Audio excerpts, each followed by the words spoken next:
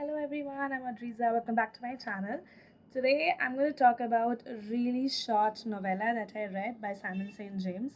She is one of my favorite thriller horror authors, and the book that I have read is called Coast 19. It's a little over 100 pages and is extremely gripping. So, in this story, we follow a woman called Jeanette Cox.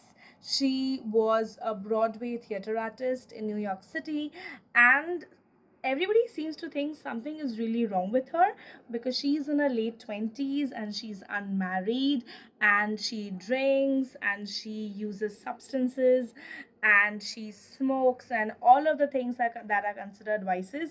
She indulges in all of them.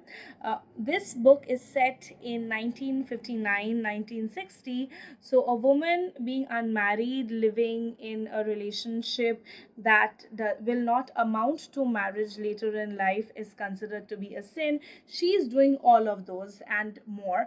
And her doctor suggests that in order to reduce the amount of excitement that she has in her life, she should get away from the hustle and bustle of the city and settle somewhere which is a little more slow.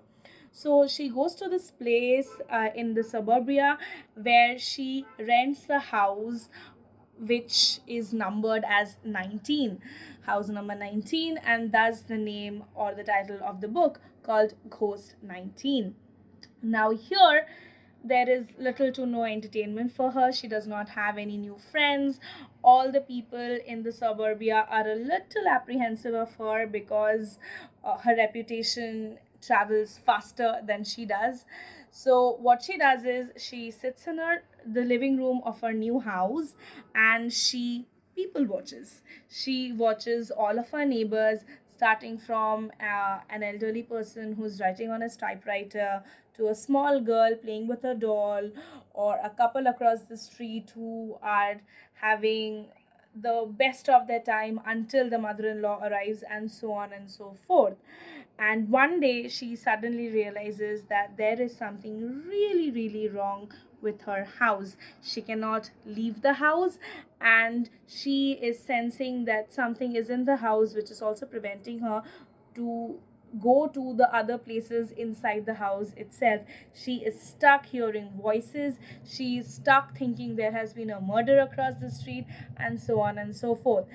The book was little slow to get into. It took me a while to get into the book. I gave up on the book like thrice, but once I did get into it, it just flew by really, really fast. If you're looking for a thriller which is also mixed with a little bit of horror, Simon St. James does a brilliant job, and this might also be one of those books you can just pick up on a whim and complete it if you are closer to your Goodreads goal, but you are not getting any book which is gripping enough for you to read, but you don't want to read a full-fledged novel.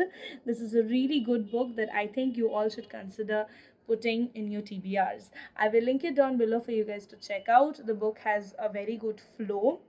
The book is written in two timelines, now and then, and there are a couple of trigger warnings that I think I should talk to you about it, namely kidnapping and predation on children, that you should be aware of before you get into the book.